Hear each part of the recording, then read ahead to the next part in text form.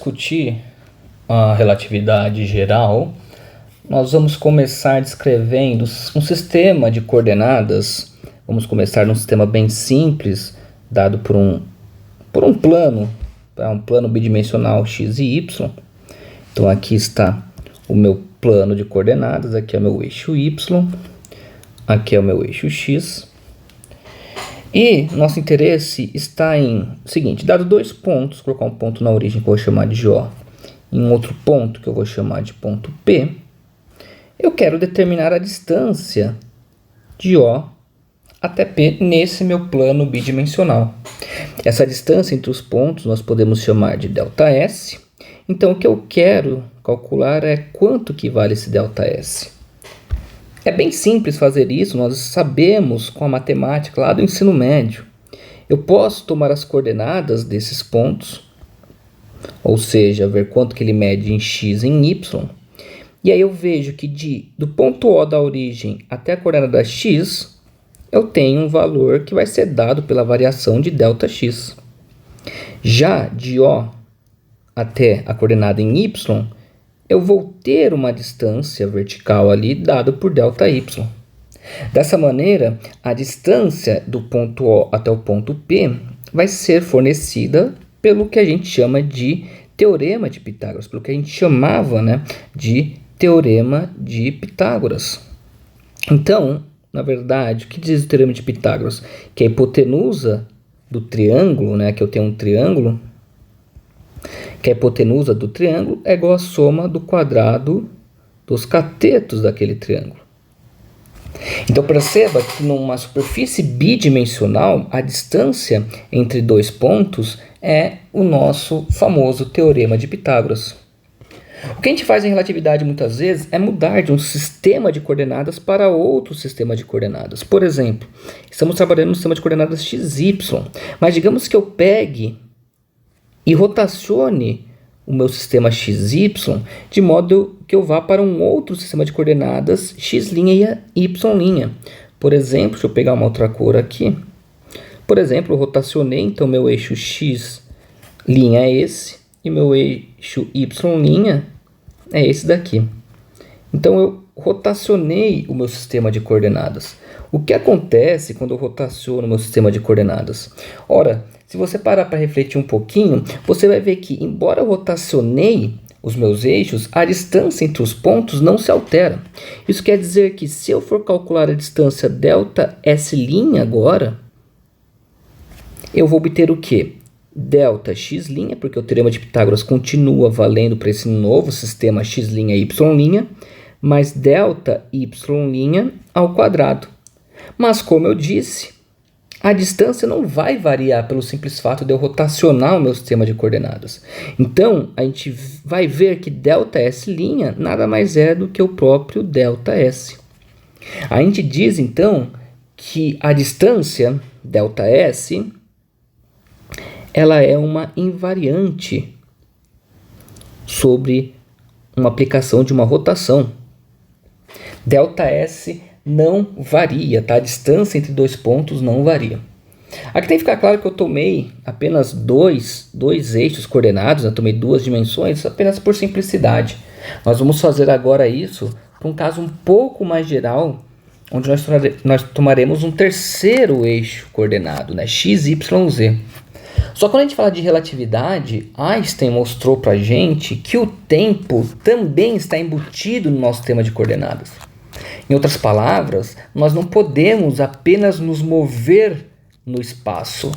Quando nós nos movemos no espaço, nós também estamos nos movendo no tempo, tá? Então, para a relatividade, para a gente falar de relatividade, a gente vai ter que adotar um sistema de coordenadas, não 2 ou 3D, mas sim um sistema quadridimensional, um sistema 4D.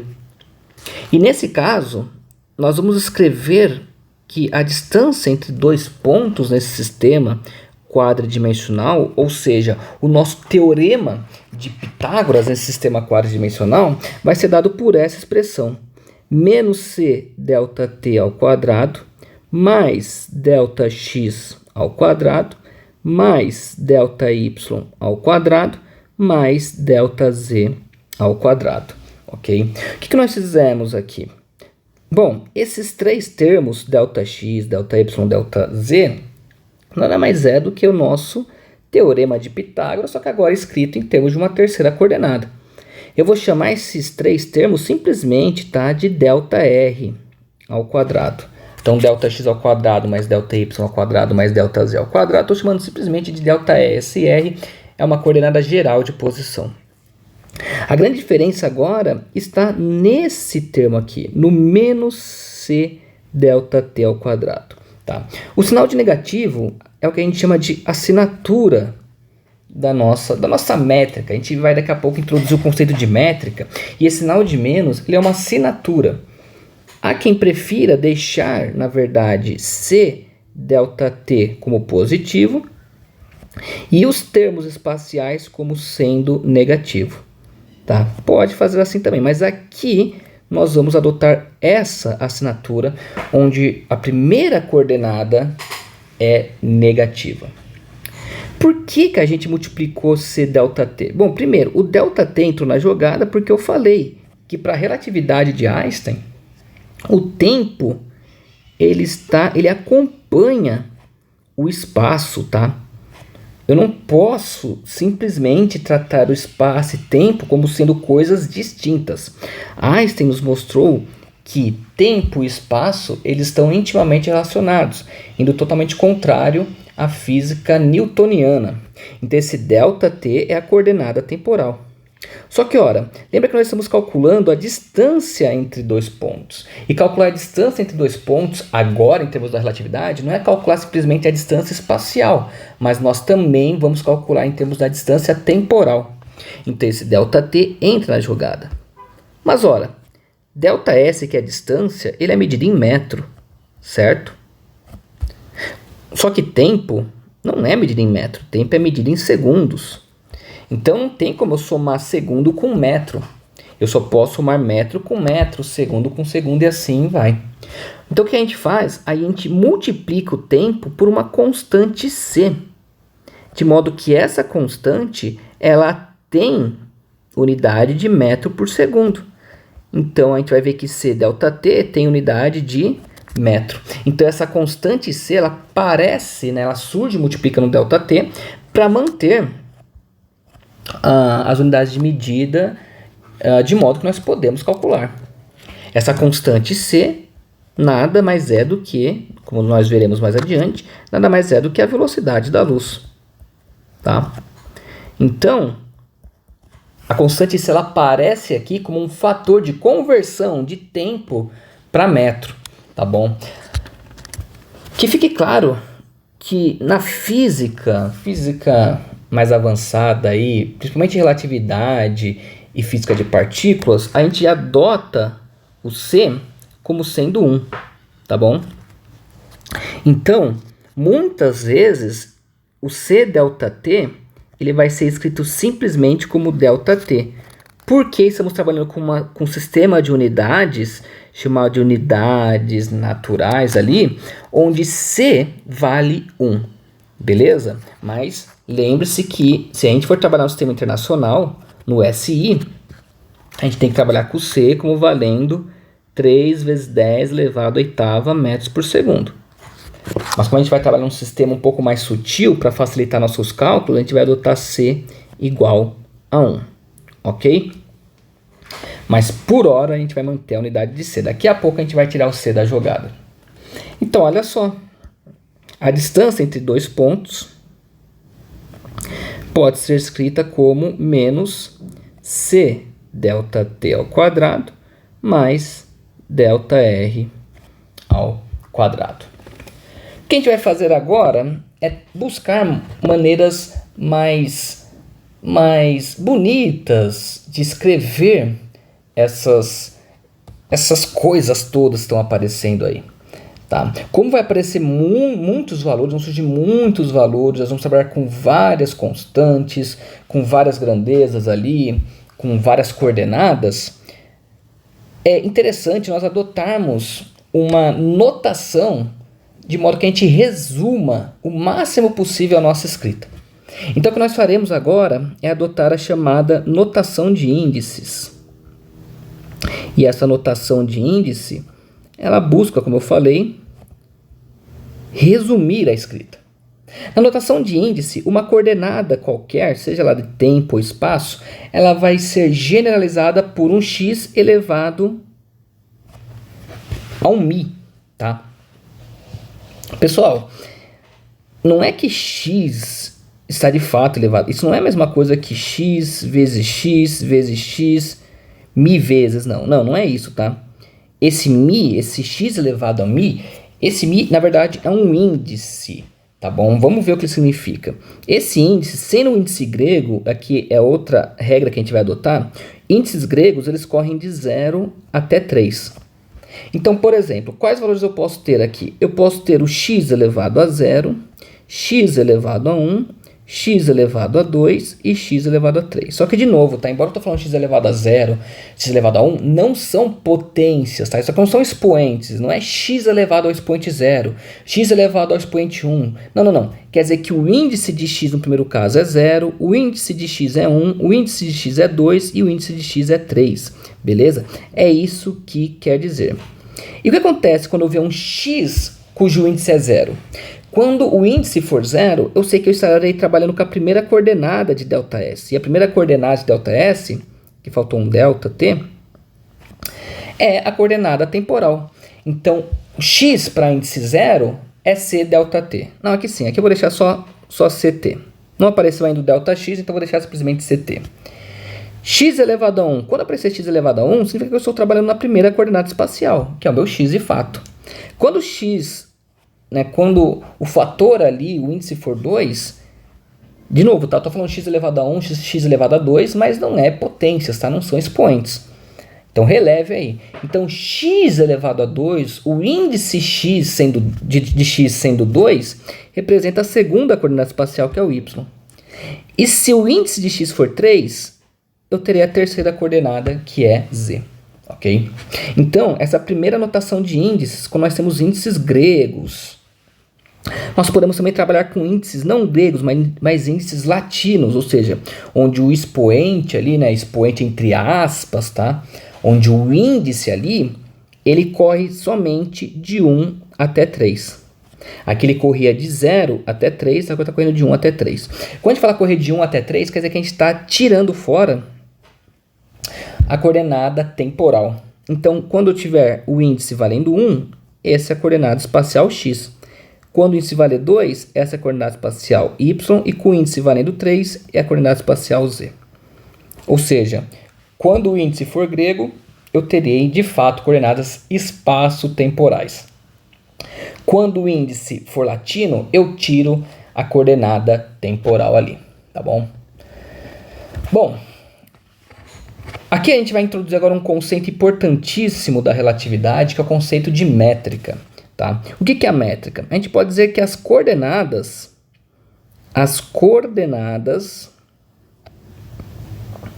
do espaço-tempo,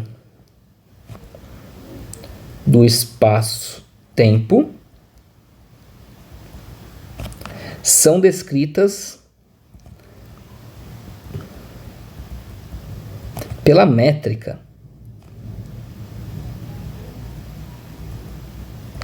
Ok? Quais são as coordenadas? As coordenadas vão ser justamente os valores que aparecem na frente de cada termo que eu tenho do meu ΔS ali. Lembra que o ΔS estou calculando a distância espaço-temporal entre dois pontos ali no meu sistema de coordenadas.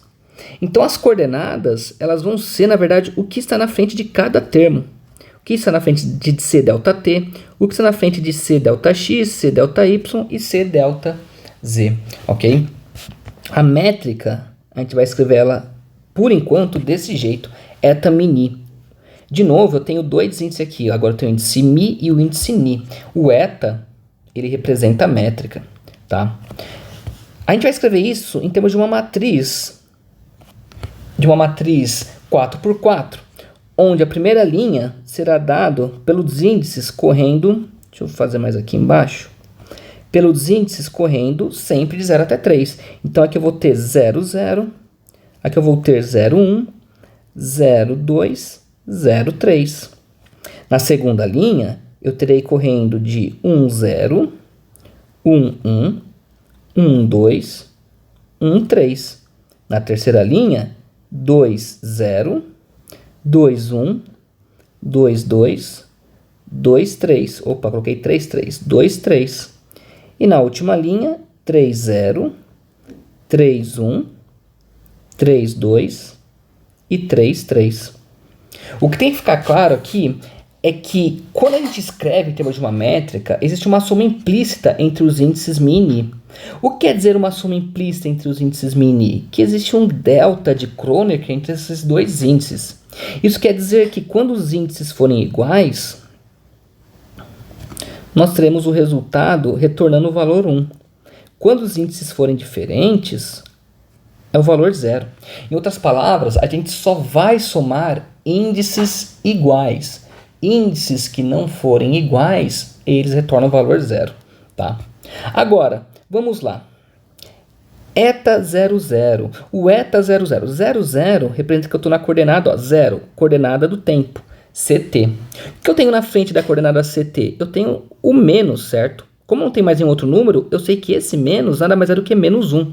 Então, quanto que vale o eta 0, 0? O eta 0, 0 vale menos 1.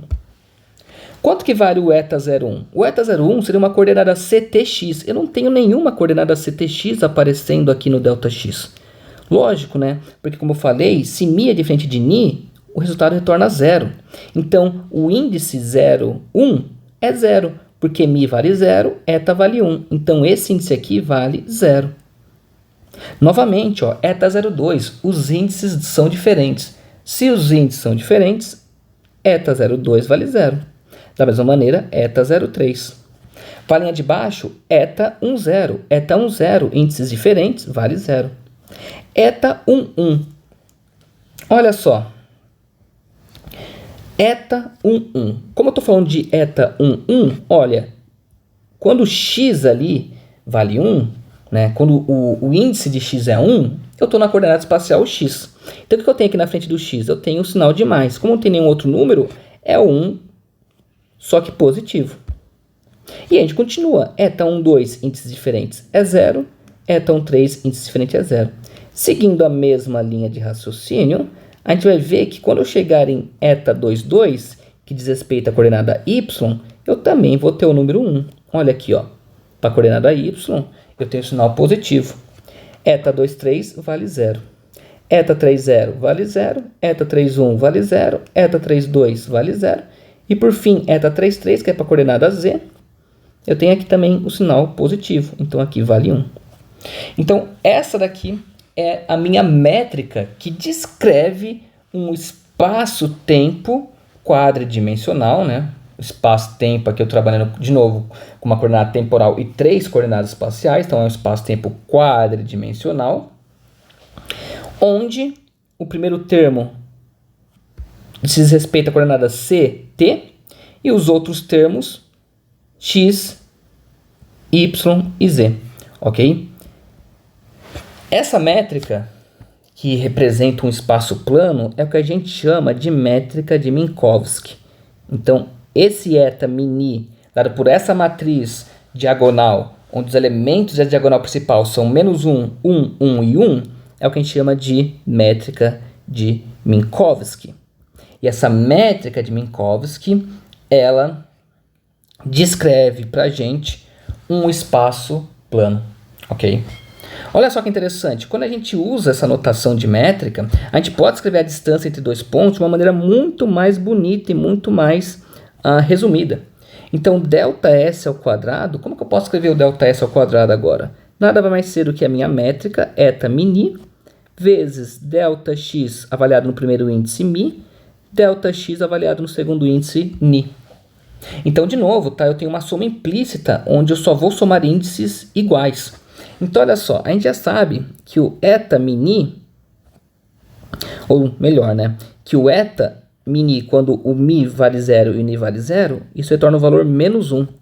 Agora, quando o eta for 1, 1, ou 2, 2, ou 3, 3, isso vai retornar o valor 1. Então, vamos construir a nossa métrica. Eu sei que ΔX0 certo? x0 é a coordenada CT. Então, ΔX0 nada mais é do que C ΔT. Repara que eu não estou escrevendo ΔC ΔT, tá? Porque o C é uma constante, não varia. Quem varia é o tempo. ΔX1, quando x, o índice é 1, isso nada mais é do que minha coordenada x. Então, ΔX1 é ΔX. ΔX2, quando o índice é 2, a coordenada é y, então é ΔY. E ΔX3, quando o índice é 3, a coordenada é z, ΔZ. Mas olha só, lembra que eu tenho ΔXmi e ΔXni. Então, eu vou multiplicar cada termo por ele mesmo. Então, olha só, aqui eu vou escrever ΔXmi para mi valendo 0, ΔXni para ni valendo também 0. Então, isso vai ficar C ΔT vezes C ΔT, ou seja, C ΔT ao quadrado. Fazendo a mesma coisa para os de baixo, eu vou ter ΔX1, ΔX1, que vai ser a mesma coisa que ΔX ao quadrado. Aqui eu vou fazer ΔX para mi valendo 2 e ΔX para ni valendo 2 também. A gente sabe que ΔX2 é a mesma coisa que ΔY, então ΔX2, ΔX2 é ΔY ao quadrado. E por fim, ΔX3, ΔX3 é ΔZ ao quadrado. Então, nosso ΔS ao quadrado vai ficar escrito. Deixa eu escrever um pouco mais para cá, para caber melhor. Vai ser eta 0, 0, ΔX0, ΔX0, mais eta 1, 1, ΔX1, ΔX1, mais eta 2, 2, ΔX2, ΔX2, mais eta 3, 3, ΔX3, ΔX3. Substituindo os valores que nós encontramos, eta 0, 0 é menos 1, então vai ficar menos, não vou escrever o número 1, tá? Porque está sendo multiplicado, então não preciso colocar. ΔX0 com ΔX0, C ΔT ao quadrado. Eta 1 é mais 1, de novo, não vou colocar o número 1. ΔX1, ΔX1, ΔX ao quadrado.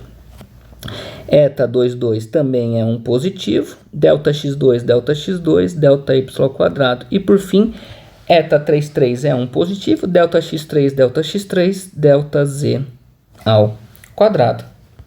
Então, repare que nós retornamos a nossa descrição da nossa distância ali entre dois pontos original que nós fizemos lá no começo, que nós definimos lá no começo, ok? Então, essa forma aqui é uma forma muito mais bonita, muito mais elegante de escrever a distância entre dois pontos usando o conceito de métrica.